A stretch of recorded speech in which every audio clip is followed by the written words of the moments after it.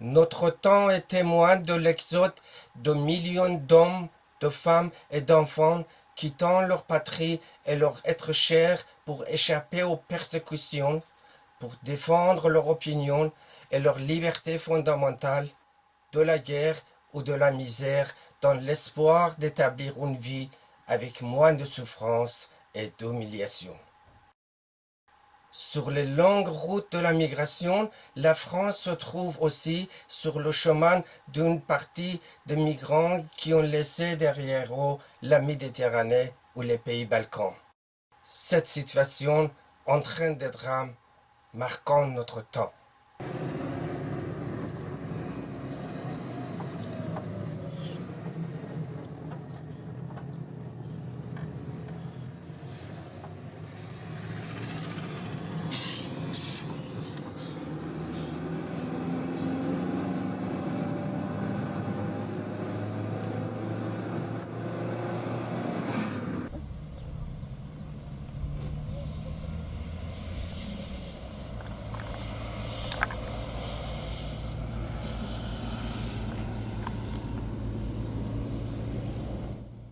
Donc ici on est au col de Mangenèvre, il y a un autre passage un petit peu plus loin que parfois des gens empruntent, mais c'est moins pratique parce qu'en fait là il y a le train quand même qui est pas loin, il y a les deux refuges, donc voilà.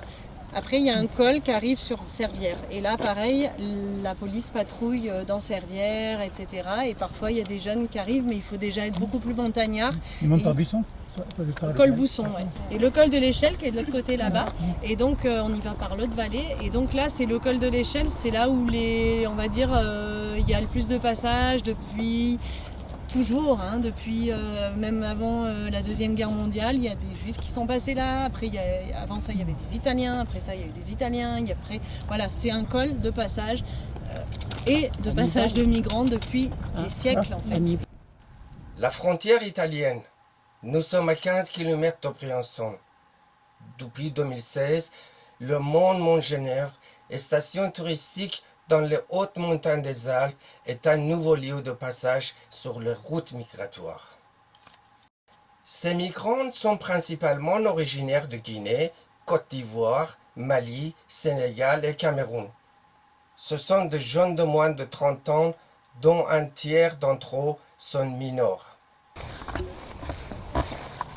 La frontière qui est pas à la PAF exactement, mais un petit peu derrière sur la route, jusqu'à Briançon, ils ont le droit, on leur donne les ordres de faire des contrôles et d'éventuellement de ramener les gens, manu militari, de l'autre côté en Italie. Voilà. Les policiers des frontières, équipés de moyens importants, de motoneiges, de caméras infrarouges ou de chiens, arrêtent les migrants et les refoulent vers l'Italie. La chasse à l'homme provoque leur fuite, leur épuisement et leur perdition dans les montagnes d'haute altitude. Cette situation a entraîné des morts, des blessures et des amputations.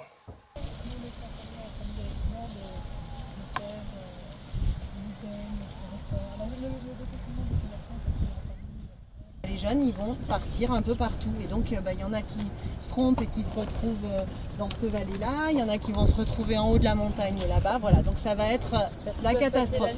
Et puis ça peut être aussi les courses-poursuites dont tu parlais. En fait, elles les mettent en danger non seulement parce qu'ils peuvent se perdre, mais aussi parce qu'ils peuvent chuter d'une falaise en voulant échapper à la police. C'est ce qui est arrivé à Ibrahim il y a 3 ans et il a passé 2 ans à l'hôpital.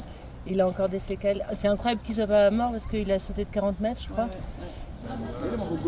Ici, à Briançon, les migrants qui réussissent à s'échapper à tous les dangers se reposent quelques jours dans ce bâtiment géré par des membres de l'association Refuge Solidaire. Après un court repos, les migrants continuent leur chemin. La destination finale de la plupart est la Grande-Bretagne. D'autres prennent la direction des pays du nord de l'Europe.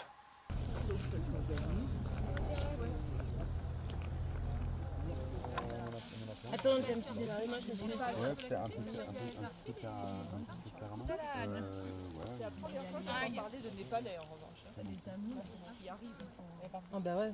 T'imagines la route comme elle est longue? Oui, je suis assez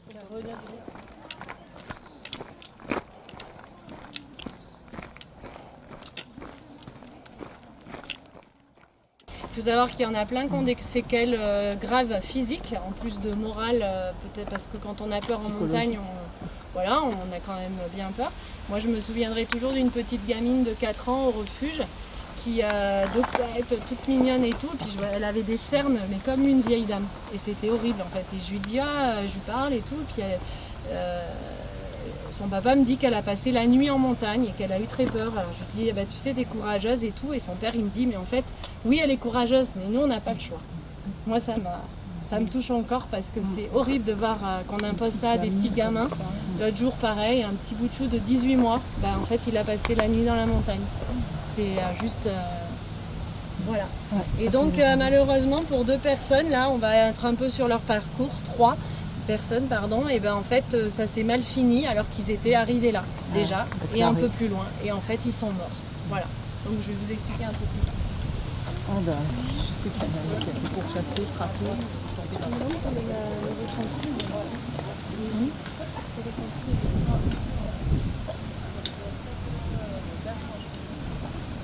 Le 18 mai 2018, ici, dans les bois du village des Alberts, à quelques kilomètres de Briançon, des promeneurs trouvent le corps d'un jeune Africain, mort de froid. Les autorités ne parviennent pas à l'identifier. Les Briançonnais qui tentent à tout prix de sauver les vies dans les Alpes enterrent le premier corps de migrant dans le cimetière du village, le nommant par le prénom posthume Alpha, première lettre de l'alphabet grec.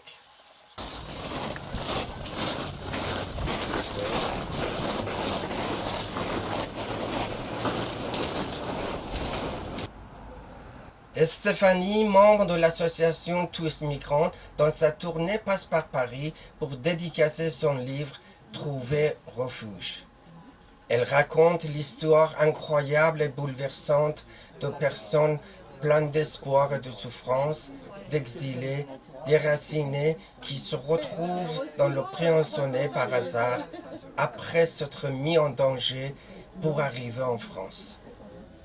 Le fil conducteur d'un récit qui concerne des centaines de personnes, et il y a aussi beaucoup de gens qui se bougent sur tout le territoire en fait français, et il y a des gens qui sont moins médiatisés parce que Briançon, on a réussi à médiatiser parce qu'en fait c'est quand même une problématique un petit peu particulière d'être à la montagne, mais je veux dire, nous on est le front, et après les arrières il faut qu'ils turbinent aussi, parce que quand les jeunes s'installent à droite et à gauche, ça veut dire du suivi administratif, ça veut dire de l'hébergement sur 3-4 ans, etc. Donc nous, ça on le vit un peu à Briançon, mais partout en France, il y a plein d'associations, il y a plein d'individus, il y a plein de personnes qui aussi font de l'accueil de leur côté, et donc faut pas les oublier, et surtout voilà.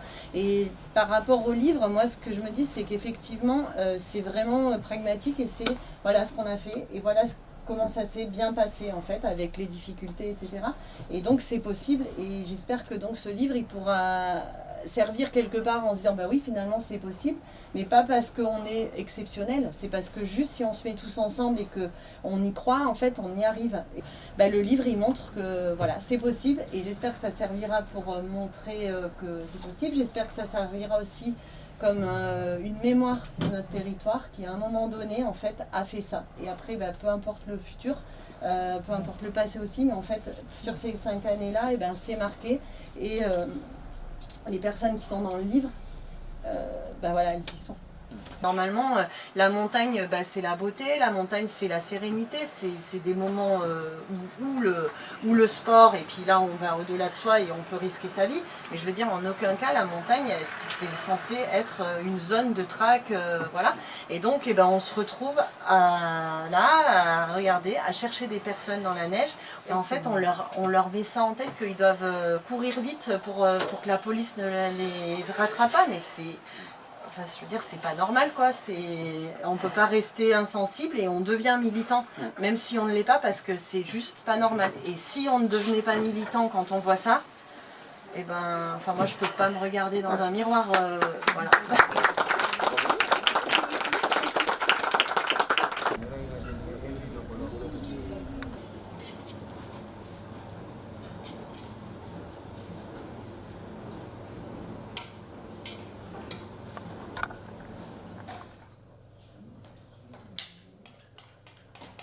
Alors moi j'y participe de deux manières, du coup je suis bénévole au refuge régulièrement et en plus donc je réalise un documentaire sur les maraudes.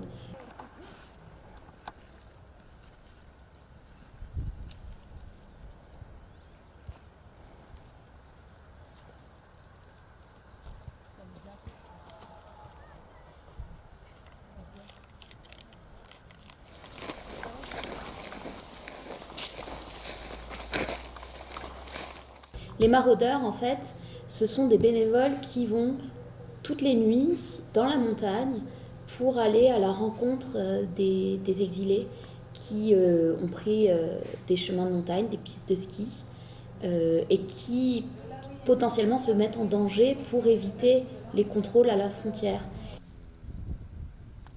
Et les maraudeurs, alors ils font pas du tout du passage ni de l'accompagnement, mais par contre, ils attendent côté français et ils attendent le passage des migrants et ils essayent de voir s'ils peuvent les aider en leur apportant à manger, à boire, ou s'ils sont en difficulté, s'ils ont des gelures ou autres, s'ils ont des problèmes de santé. Dans ce cas-là, les maraudeurs les amènent à l'hôpital. Par la neige et la glace. Et du coup, les gens peuvent être amputés, des orteils, des pieds, même plus haut. Et il y a eu des morts par hypothermie, il y a eu des morts par chute, noyade dans les rivières, dans les torrents. C'est dangereux en fait la montagne, donc, surtout quand tu connais pas, que t'es pas équipé.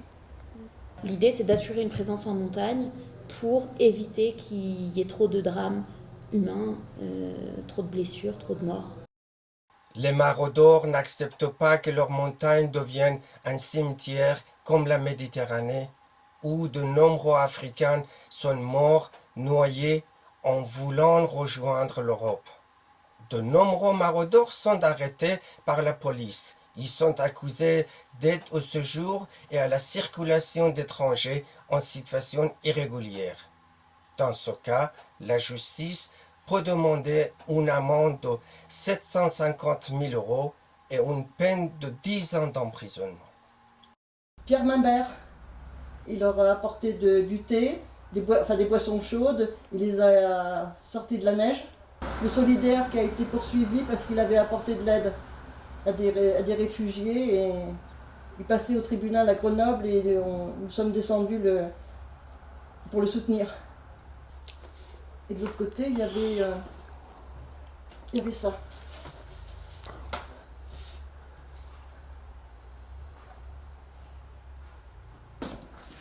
T-shirt.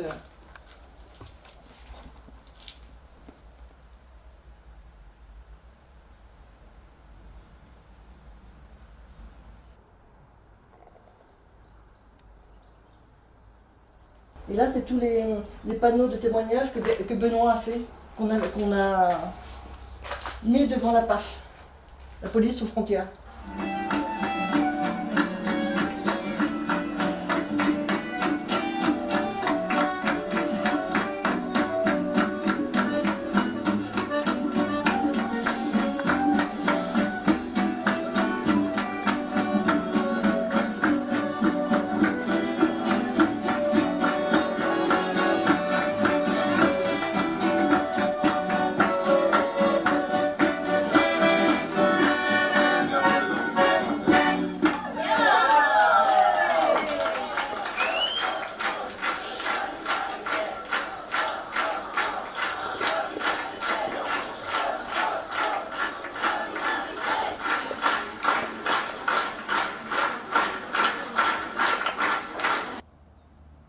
Dans la nuit du 7 mai 2018, Blessing Mato, un Nigérien de 21 ans, traverse la frontière avec d'autres migrants.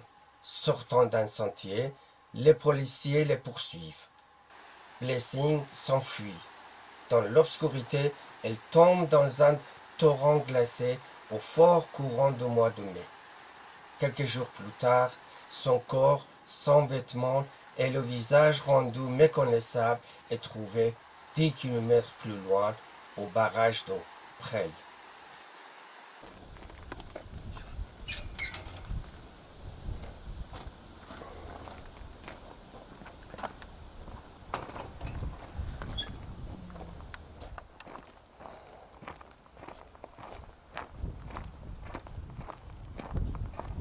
Blessing au fond du cimetière, au fond là-bas à droite. Parce qu'elle n'avait pas de famille pour financer l'inhumation, la sépulture, entretenir. Donc on l'a mis dans le coin des indigents, certainement.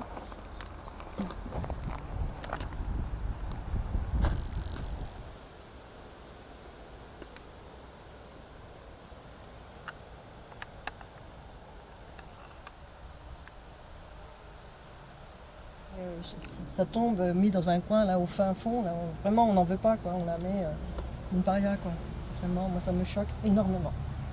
Énormément. Depuis 2020, les migrants ne sont plus originaires des pays africains. Le refuge solidaire accueille les Afghans et les Iraniens, parfois de jeunes couples avec enfants. Pendant environ 2 ans, à pied, ils ont traversé les pays Balkans jusqu'en Italie. Ils ont marché plus de 6000 kilomètres.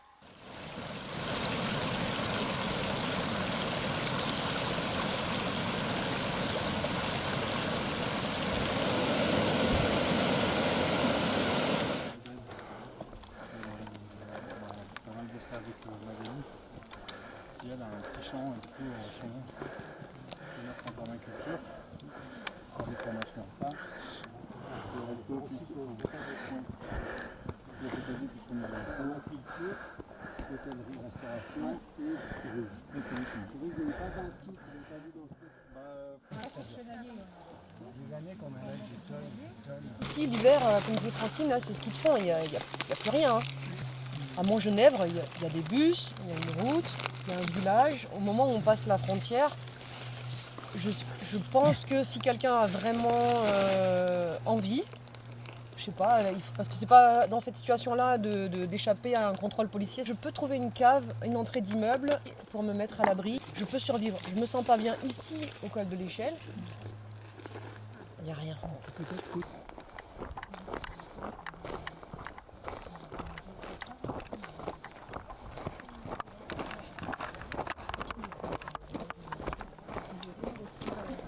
C'était normal. On va marcher au bord de la route pour aller au tunnel. C'est un peu bête comme idée parce que bord de route c'est vélo, moto, voiture et tout ça. Donc faites attention quand même. Mais on a juste 2 minutes à marcher au bord de la route pour arriver au tunnel, comme ça vous voyez. D'accord, on voit. Pour de vrai. Ça c'est pour nous endormir. Moi je suis